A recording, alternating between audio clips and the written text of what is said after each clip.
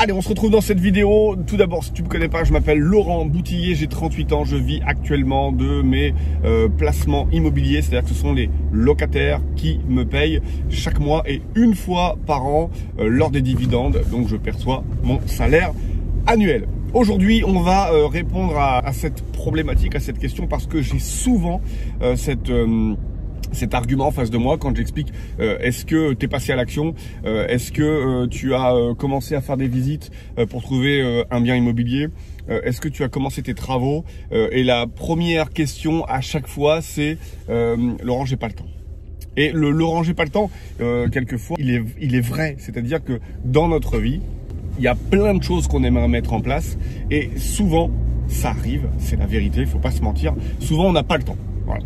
Parce qu'on a priorisé autre chose. C'est-à-dire qu'on aimerait perdre du poids, mais finalement, on rentre tard le soir, on démarre tôt le matin, on se retrouve simplement avec quelque peu de bonheur.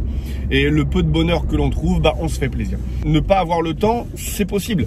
Vous avez des enfants, vous les emmenez à l'école, vous les ramenez, vous les amenez sur une activité physique, donc un sport ou une activité d'art, le chant, la musique, les beaux-arts, et vous vous retrouvez à ne pas avoir de temps pour vous. C'est vraiment possible.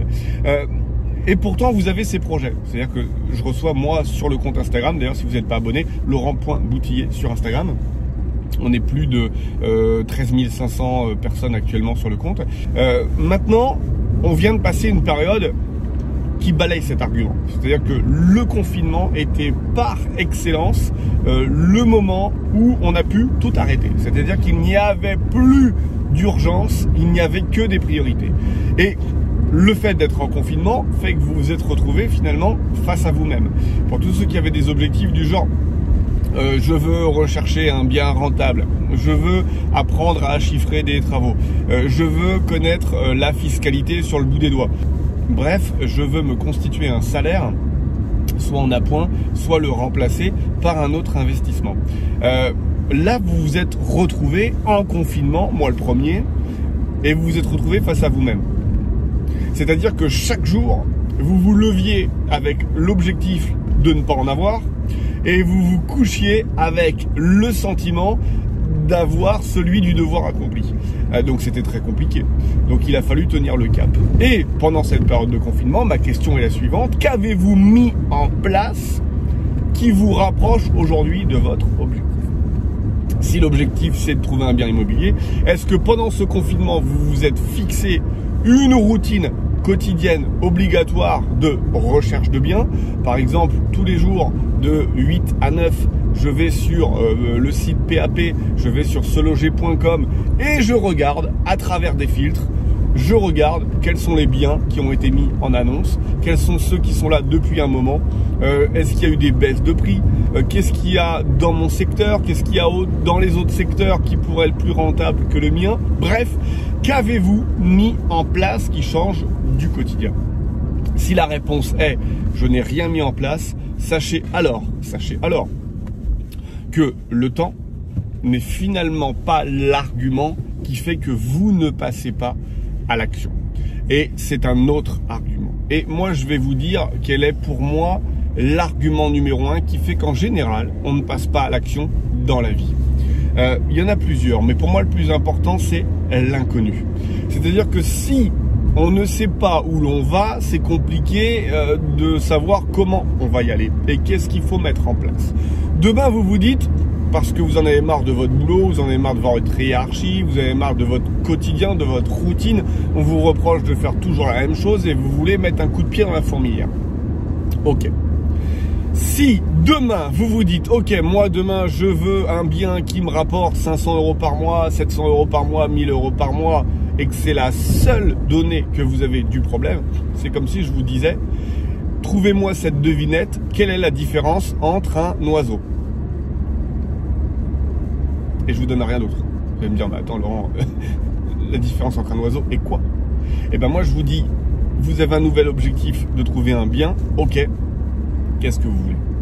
Est-ce que vous voulez un appartement? Est-ce que vous voulez un immeuble, un local commercial? Est-ce que vous voulez une colocation, une location courte durée? Dans quel secteur? Ou est-ce que vous souhaitez investir à la ville, à la campagne, en hypercentre? Est-ce que vous souhaitez investir et vous avez une capacité à 50 000, 100 000, 500 000, 1 million? Est-ce que vous voulez investir seul? Est-ce que vous voulez investir à plusieurs? Est-ce que vous vous autorisez le fait de faire des travaux? Ou est-ce que vous voulez acheter un bien qui est tout terminé, loué et qui est plus qu'un échange de RIB contre le vôtre? Quel est ce que vous cherchez? Quelle est la solution? De façon à ce qu'on puisse définir la stratégie pour pouvoir y parvenir. Dès lors où vous savez exactement ce que vous voulez, je peux vous dire que c'est plus le temps, la raison. C'est plus le temps parce que vous allez forcément mettre en place quelque chose qui va passer devant autre chose. Vous passiez 1 heure par jour à discuter devant la télé le soir. Maintenant, vous avez un objectif qui est clair, fixé et vous savez quel chemin vous devez emprunter pour y aller. Je peux vous dire que 7 heures devant la télé, elle va sauter. Elle va sauter parce que vous avez le choix entre Camping Paradis à la télé ou mettre en place quelque chose qui va changer votre vie. Je peux vous dire que le choix il est vite fait. Mais quand vous avez le choix entre Camping Paradis à la télé et une idée qu'un jour vous puissiez avoir une solution alternative, alors pour moi vous resterez sur Camping Paradis parce que ce n'est pas assez concret, vous ne savez pas comment y aller. La deuxième chose qui est important pour moi, c'est quels moyens vous mettez en place pour vous autoriser le fait d'y arriver. En gros, combien vous misez sur vous? Est-ce que aujourd'hui, vous avez un budget pour vous former? Ou est-ce que vous vous dites non mais moi je vaux 0, donc je mets 0 et puis je vais attendre que ça me tombe du ciel? Clairement, si demain moi je veux apprendre l'anglais, et ça m'est arrivé, il y a une dizaine d'années, j'étais chef d'entreprise et je me rendais compte que j'avais des lacunes en anglais, mais vraiment des lacunes, hein. C'est-à-dire que voilà, moi je savais les bases du peu de cours que j'avais réussi à ne pas sécher à l'école en anglais. Et j'ai décidé d'aller chez Wall Street Institute à l'époque, je sais pas si ça existe toujours, et j'avais pris pour 3 000 € de cours d'anglais. Alors j'étais chef d'entreprise, donc j'ai dû les payer de ma poche, parce que dans le cadre de mon entreprise, je n'avais aucune raison de parler anglais, c'était un travail que je faisais en local. Bon, j'ai mis 3 000 € sur le papier, qui était pour moi un investissement. J'ai misé 3 000 € en moi. C'est-à-dire que je me suis dit, Laurent, si demain tu parles anglais, ça vaut beaucoup plus que 3 000 €. C'est-à-dire que la première commande que tu vas prendre dans un pays anglophone, elle vaudra peut-être plus que 3 000, auquel cas tu auras investi. Je m'étais alloué un budget qui me permettait d'avoir un TOEIC à un certain, le TOEIC c'est comme ça qu'on vous juge, qu'on juge votre niveau sur une langue étrangère, et j'avais un objectif de TOEIC et j'avais misé 3 000 €. Vous, quel est le prix que vous êtes prêt à payer pour miser en vous, apprendre et y arriver? Est-ce que vous êtes prêt à payer 50 €? Est-ce que vous êtes prêt à payer 1 000 €? Est-ce que vous êtes prêt à payer 10 000 € pour apprendre les ficelles de l'immobilier et pouvoir y arriver?